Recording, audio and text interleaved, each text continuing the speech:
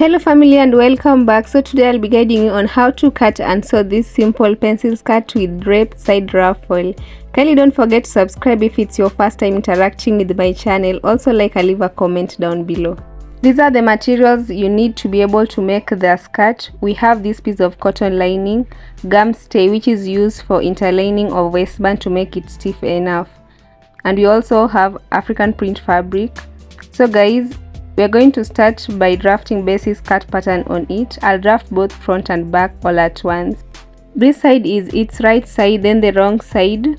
I've folded it into two equal parts. Again, I'll refold it again the second time like this, leaving about 2 inches zip allowance at the back piece. After that, we'll start by drafting straight away. At the top edge is my waistline. Take note of that guys. And since I'll be attaching waistband here on it later, I'm leaving out approximately 1 inch for waistband. And now I'll take waistline to hip line measurement at 9 inches, then again to full length at 18.5 inches. This remaining portion will act as facing, that is to be attached to lining. It's about 4 inches guys. Let's square out straight horizontal lines across the marks, and then we'll also label each of the lines. This is hip line, full length and waistline respectively. I'm now going to take vertical measurements on the lines. I'll start with the waistline, and remember I'm measuring from the fold which is center front. I'll mark quarter of waist circumference on it. That's basically total waist measurement divided by 4. Next I'll measure quarter of hip circumference on hip line 2. Mark whatever your answer is on the line. For the full length, you take the total measurement on hip line minus 1 inch. So that will be 10 minus 1 equals to 9. I'll mark 9 inches here on full length line. Having finished that, I'll go ahead and draw dots before adding allowances. That's why I'm measuring half bar span on waistline. Then again 4 inches dart depth down, also from waistline. I'll now draw that line using a straight ruler like I'm doing. After it, we'll measure 0.5 inches on each side of the dart line, and that's all I'll use in drawing the dart. Now let's add 1 inch dart replacement on the side, plus 1.5 inches stitching allowance. Again, we'll add the same 1.5 inches stitching allowance on hip line, and lastly on full length line as well. Thereafter, we'll draw skirt outline using hip curve ruler. Now before I can start cutting out, we'll fold the skirt from full length line like this. Then I'll go ahead and cut a long outline while it remains on fold. After cutting, we'll notch on the folded part, also on that line in order to know where to stitch that later. Again on center front and center backs as well. So guys, the reason why I cut facing part while folded is to ensure it takes the shape of the skirt so that there are no shortages at all. Moving forward, I want to trace out pieces of linings for this remaining upper part, and we'll also do the same for back pieces. Trace lining for the upper areas only. I'm done tracing out lining pieces, both front and back linings.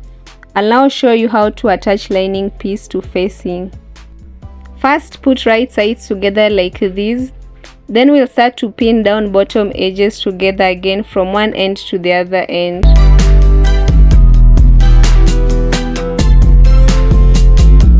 After pinning, stitch with about 0.5 inches on the pinned part. Then what you do next is fold from the 2 notches on the sides. Then also stitch on both sides with about 0.25 inches only this time. Around waistline should be left open. Use the same procedure on back pieces too. Guys, what you're seeing is front piece fabric attached to lining as explained earlier. So now we'll turn it to its right side through waist opening. I'm done turning the whole piece inside out. We'll head over to the sewing board to iron it flat. I'll repeat the same on back pieces too.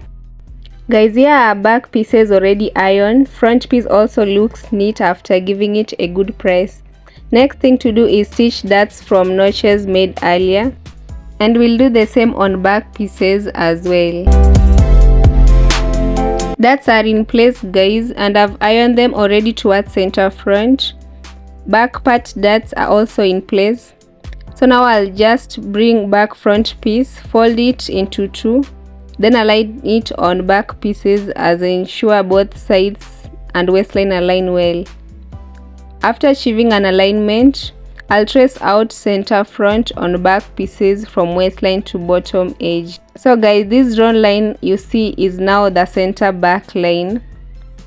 And right on it, I'll just measure 7.5 inches zip allowance. I've excluded waistband allowance. Again, measure 6.5 inches from bottom edge for slit allowance. So now we'll stitch loosely around slit area, back stitch here, small normal stitches here again, then loose stitches again around zip area. I did everything said. As you can also see, I've stitched allowance on one side from end of slit mark.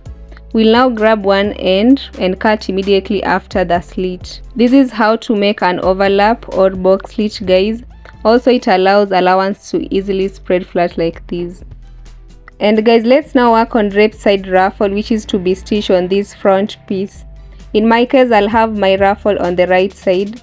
I'll use this piece as draping piece. It's already double hem on sides and also at the bottom edge. On the shorter side, after measuring, it's 14 inches. Then on the longer side, we have about 47 inches. And remember, this is after it's folded. I'm now going to make pleats facing upwards, and we'll be securing with pins as I pleat bit by bit.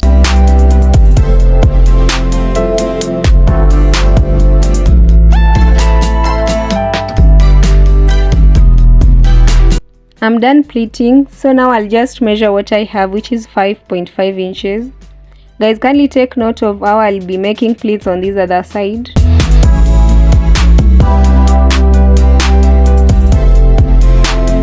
After it, we'll top stitch here, and like I said, ruffles will be on the right side of the front piece.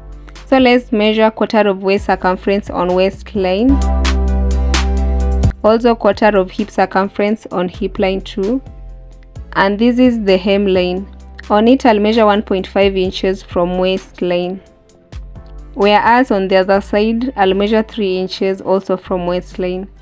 So the draped piece will be stitched in this manner on the skirt on both sides. This is what we have after stitching. I've gone ahead and ironed pleats to make them more neat. Now we'll just cut out excess on the side, then stitch back pieces on each using body measurements. Ensure the ruffles doesn't get on the way when stitching.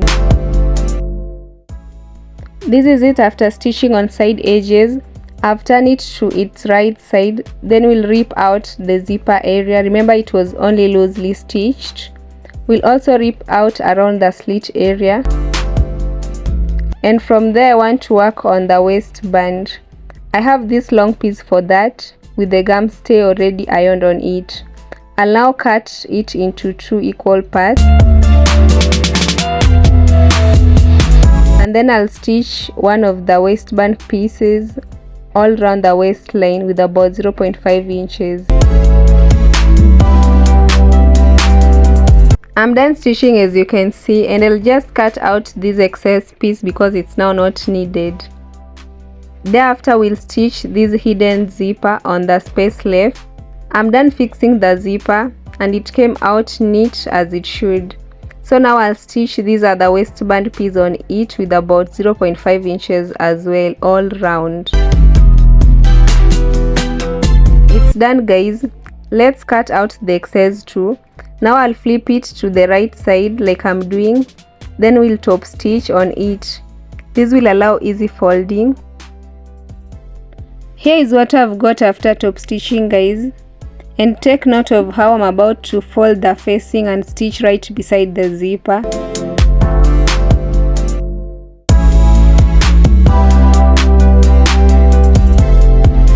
We'll repeat the same on the other side. Guys, after stitching, I'll cut out right at the corners. so that it will be easy turning it inside out like I'm about to show you. And I'll use this pair of scissors to turn the corners properly.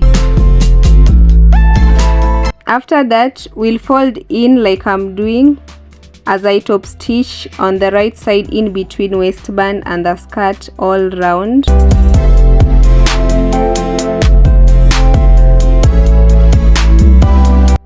Here is the final look, guys. I really love the outcome. Kindly comment down below what you think of it. Also, don't forget to subscribe and give this video a thumbs up. I'll meet you guys in our next tutorial.